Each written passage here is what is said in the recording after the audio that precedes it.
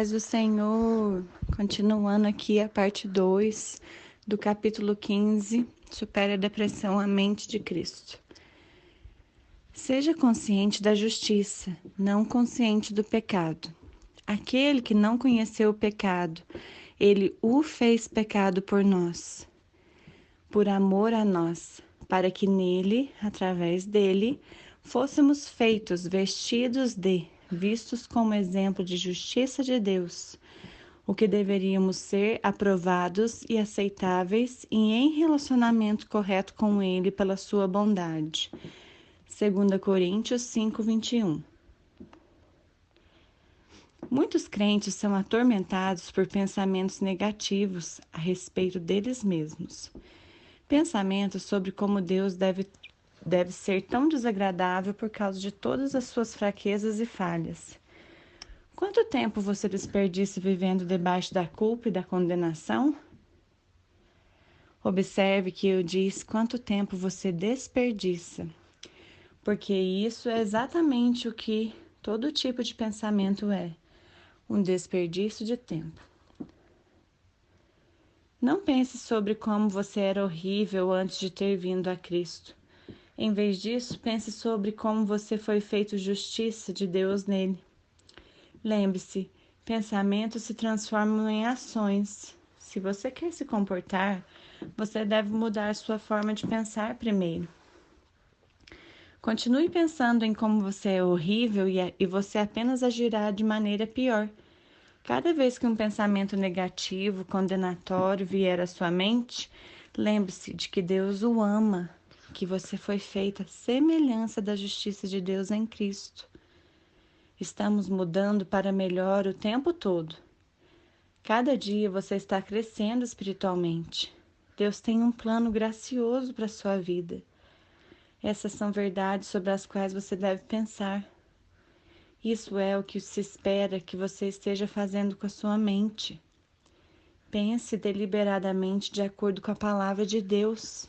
Não pense em apenas qualquer coisa que caia em sua cabeça, recebendo isso como seu propósito de pensamento. Repreenda o diabo e comece a ir adiante pensando pensamentos certos. Número 4. Tenha uma mente exortativa.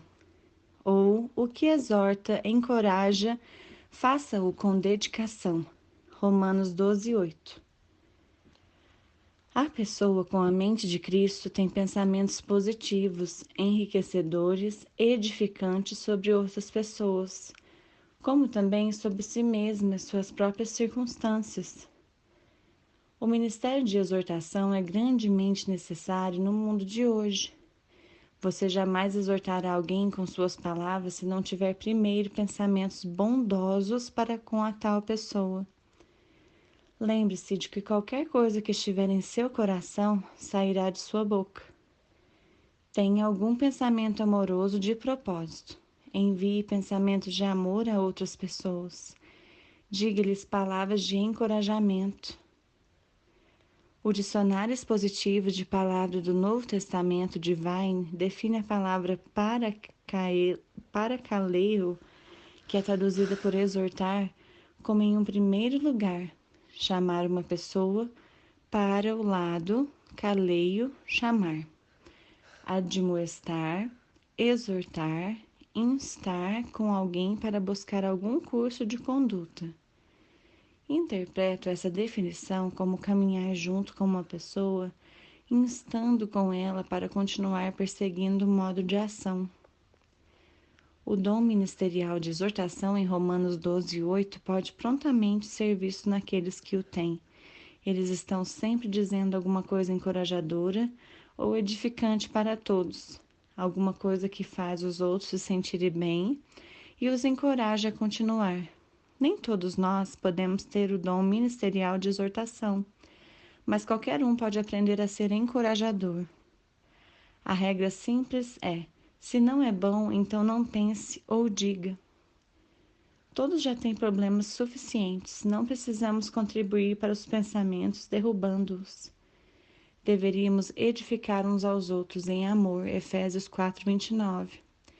Não se esqueça, o amor sempre acredita no melhor de cada um. 1 Coríntios 13:7. Quando você começar a ter pensamentos amorosos sobre as pessoas, você as encontrará comportando-se de forma mais amorosa. Pensamentos e palavras são recipientes ou armas para carregar poder criativo ou destrutivo. Eles podem ser usados contra Satanás e suas obras, ou eles podem, na verdade, ajudá-lo em seus planos de destruição. Vamos dizer que você tem um filho com alguns problemas de comportamento e definitivamente precisa mudar. Você ora por ele e pede a Deus que trabalhe na vida dele, fazendo o que quer que seja necessário. Agora, o que você faz com seus pensamentos e palavras no que diz a respeito a essa criança durante o período de espera? Muitas pessoas jamais veem a resposta às suas orações porque elas anulam o que pediram com seus pensamentos e palavras antes mesmo que Deus tenha tido uma chance de trabalhar por elas. Nós não estamos andando na palavra se nossos pensamentos são opostos ao que ela diz. Nós não estamos andando na palavra se não estamos pensando na palavra. Quando você ora por alguém, alinhe seus pensamentos e palavras com o que você orou e começará a haver um avanço. Não estou sugerindo que você perca o equilíbrio. Se seu filho tem um problema de comportamento na escola e um amigo lhe pergunta como ele está se saindo, o que você deveria fazer se na verdade nenhuma modificação aconteceu? Você pode dizer: bem, ainda não vimos um avanço, mas creio que Deus está trabalhando e que essa criança é uma fonte de influência para o Senhor. Nós haveremos mudar de glória em glória, pouco a pouco, um dia de cada vez. 5. Desenvolva uma mente agradecida.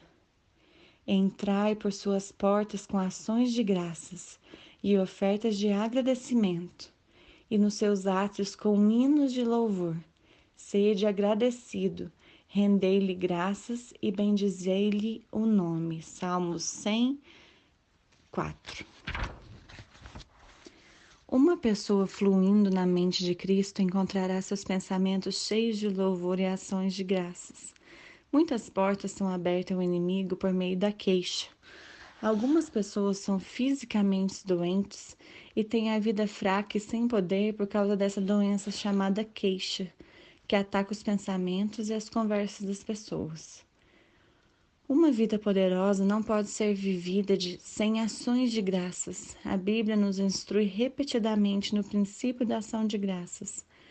Queixar-se em pensamento ou palavra é um princípio de morte, mas ser agradecido e mostrar isso é um princípio de vida. Se uma pessoa não tem um coração, mente agradecido, a ação de graças não sairá de sua boca. Quando formos agradecidos, diremos que somos. Seja agradecido em todos os momentos. Por meio de Jesus, pois, ofereçamos a Deus sempre e a todo momento sacrifício de louvor, que é fruto de lábios que confessam e glorificam o seu nome. Hebreus 13:15.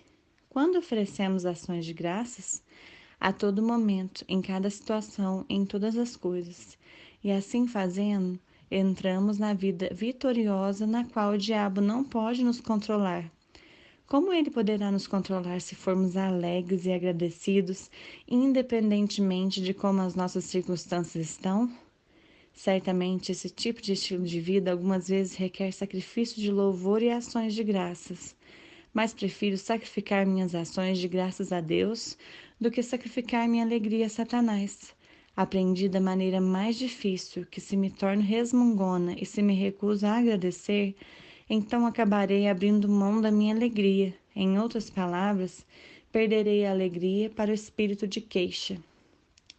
No Salmo 34:1, o salmista diz: bendirei o Senhor em todo o tempo. O seu louvor estará sempre nos meus lábios.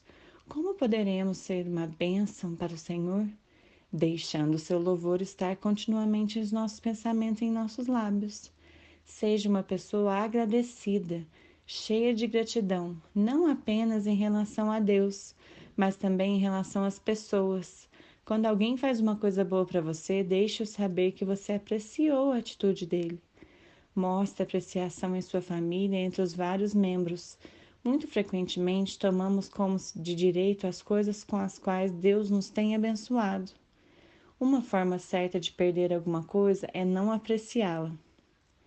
Prezo meu marido, nós estamos casados por um longo tempo, mas ainda digo que o prezo.